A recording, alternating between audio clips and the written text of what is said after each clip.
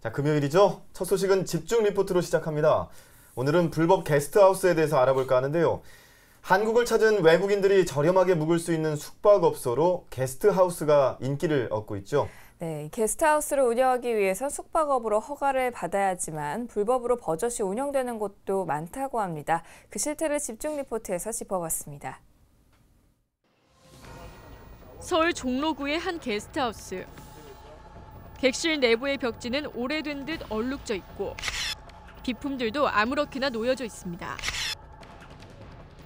화재 예방 시설도 보이지 않습니다. 게스트하우스를 운영하기 위해선 객실 내 소화기 한 대와 경보형 감지기가 설치돼 있어야 하는데 복도에 있는 소화기 한 대를 제외하곤 객실 내부에 어떠한 화재 예방 시설도 찾아볼 수 없습니다. 화재 사고 예방을 위한 시설 확보와 요건을 충족해야 하는데 적지 않은 비용이 들기 때문에 불법으로 운영한 것입니다. 이뿐만이 아닙니다. 이곳 소유주는 게스트하우스로 3개의 건물을 사용하고 있는데 이 중 한 건물만 숙박업으로 정식 등록을 하고 나머지 2곳은 허가를 받지 않은 채 불법으로 운영하고 있었습니다. 심지어 우수 숙박업소라는 인증 간판까지 걸려 있습니다. 지금 영업신고증을 보니까 28-2호로 지금 허가가 돼 있으시잖아요. 네.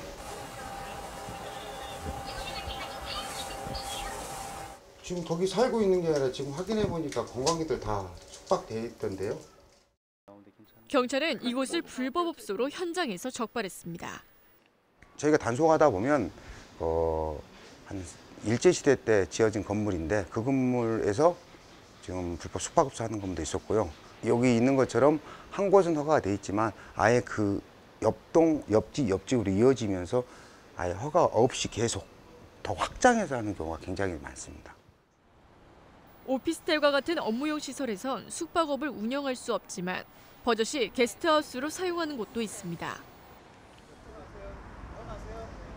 보시는 건물은 총 22층 건물입니다. 제가 건축물 대장을 뽑아보니까 이 14, 15, 22층을 제외하고는 모두 오피스텔로 지정돼 있습니다. 즉 3층을 제외하고는 모두 불법으로 운영되고 있는 것입니다. Which floor did you stay in? 18. 18? Yeah, 18. 게스트하우스가 몇 층까지 있는 거죠? 객실이요? 네네. 4층부터 4층에서부터 몇 층까지 있는 거? 22층. 숙박업계 관계자들은 서울 시내의 오피스텔 혹은 원룸으로 등록해놓고 외국인을 받는 경우가 공공연하게 있다고 설명합니다.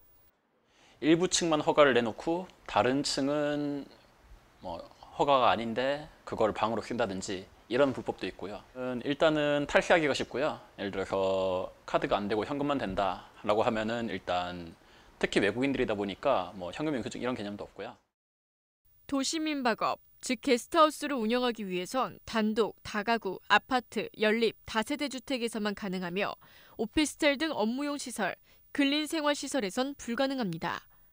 또 사업자가 사업장에 실제 거주하고 있어야 하며 사업장의 연 면적이 사업자 거주 공간까지 포함하여 70평 이하가 되어야 합니다. 네, 이제 어떤 구청의 지정을 받고 운영을 하셔야 되는데 이제 지정을 받지 않고 영업하시는 경우들이 많이 있습니다. 이제 대표적인 사례로 오피스텔 등에서 이제 게스트하우스 상호를 걸고 영업하시는 경우가 있습니다. 이런 경우는 이제 공중위생관리법상 미신고 영업이 되기 때문에 1년 이하 징역 또는 1,000만 원 이하 벌금에 처해지는 형사처벌 대상이 됩니다.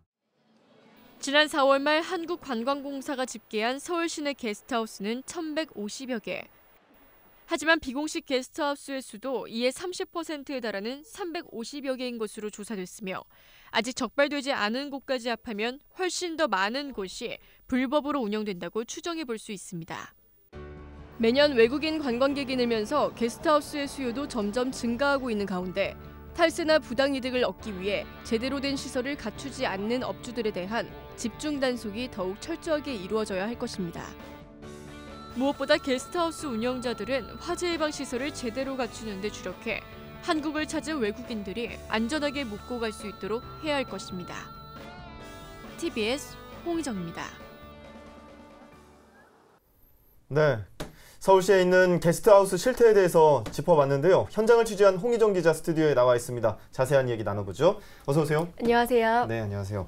자, 외국인 관광객 증가하면서 서울시의 게스트하우스 수도 점점 늘어나고 있는 추세라고 하는데 네. 지금 실제로 단속 현장에 나가서 단속을 했을 때 관광경찰이 직접 단속 건수를 잡았단 말이죠. 네, 맞습니다. 그렇게 쉽게 잡을 만큼 이런 상황이 벌어지는 건지 단속 어떻게 이루어지는 건가요? 네, 우선 그 관광 경찰과 같이 동행 단속을 하게 됩니다. 예. 우선 불법인지 아닌지 사실 모르기 때문에 우선 불법이라고 생각되는 게스트하우스에 먼저 일단 들어가게 됩니다. 네. 여러 가지 확인을 하게 되는데 제일 먼저 확인하는 것이 이 사업자 등록증을 확인을 예. 합니다. 게스트하우스로 등록을 하기 위해서 숙박업 또는 도시민박업으로 등록을 해야 하는데 이 두 가지 경우가 아닐 때는 무조건 불법이라고 보시면 되겠습니다. 예, 그러니까 사업자 등록증에 숙박업이나 도시민박업으로 등록이 되어 있어야지만 게스트하우스로 쓸 수가 있는데 그럼 그렇게 안 돼 있는 것도 버젓이 운영이 되고 있다는 거죠? 네, 맞습니다. 예. 그리고 난 후에 살펴보는 것이 화재 예방 시스템인데요. 예. 잘 갖춰져 있느냐를 살펴봤을 때 이 객실마다 하나의 소화기가 반드시 있어야 하고요. 또 불이 났을 때 연기를 감지할 수 있는 그 감지기가 설치되어 있어야 합니다. 사실 몇 년 전까지만 해도 이것과 관련해서 큰 규제가 없었는데 지금 이와 같은 소방시설이 하나라도 제대로 갖춰지지 않는다면 시설 허가를 내주지 않는다든가 불법으로 간주하고 있습니다. 예.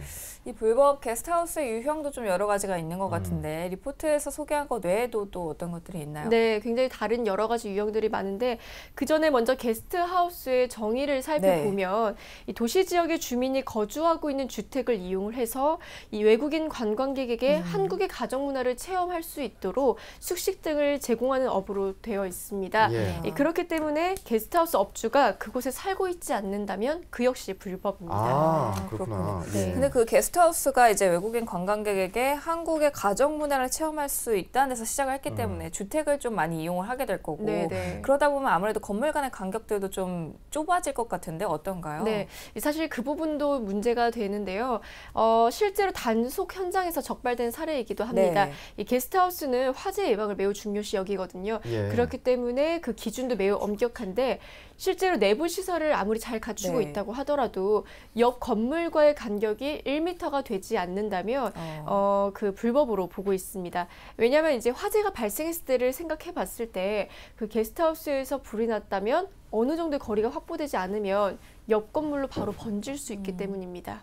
그렇군요. 그래서 1m가 되지 않아야 되는데 대부분의 가정집들, 단독주택들 다닥다닥 붙어 있잖아요. 네. 그런 부분에서는 당연히 또 그걸 개조해서 만들었으니까 불법이 될 수 있겠다라는 내용이고 그러면 요즘 또 골목마다 소방차 들어설 수 있게끔 길터주기 이렇게 좀 뭐랄까요? 골목을 좀 넓게 네네. 만들어주고 이렇게 해야 되는데 네. 왜 이렇게 단독주택 지역에 게스트하우스를 만들다 보면 소방차 들어가기도 어렵겠어요? 네, 그렇게 될 경우 이제 무조건 불법이라고 보고 있습니다. 그래서 그 앞에 주택과 뒤에 주택 간의 그 골목이 8m 이상이 되지 않으면 그것도 지금 불법으로 보고 있고 예. 옆 건물 간의 간격은 1m 이상이 되어야 합니다.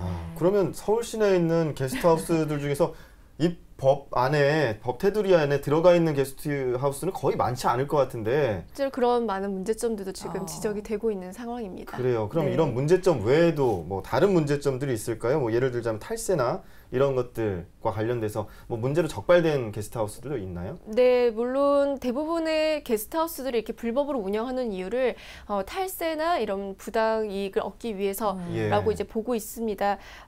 그 아무래도 그렇게 불법으로 운영할 경우에 숙박업에 해당하는 세금을 내지 않아도 되고요. 또 70평 이하로만 운영을 해야 되는데 아무래도 욕심이 나다 보니까 그보다 훨씬 더 많은 평수를 운영을 하게 되고 그렇다 보면 몰래 이 이익을 얻을 수 있게 되는 거죠. 네, 그렇죠. 네, 그래서 이제 그런 식으로 몰래 운영하고 있다고 관계 업주들은 말하고 있습니다. 이렇게 외국인 관광객 1000만 시대 지금 이제 그렇게 말을 하고 있잖아요. 그렇죠. 이 단기간에 불법 게스트하우스를 근절하기는 지금 현재는 어렵겠지만 서울시역 관광경찰의 꾸준한 단속과 더불어서 이 업주들의 보다 양심적인 운영이 뒷받침된다면 조금씩 나아지지 않을까 생각됩니다. 예, 그렇군요.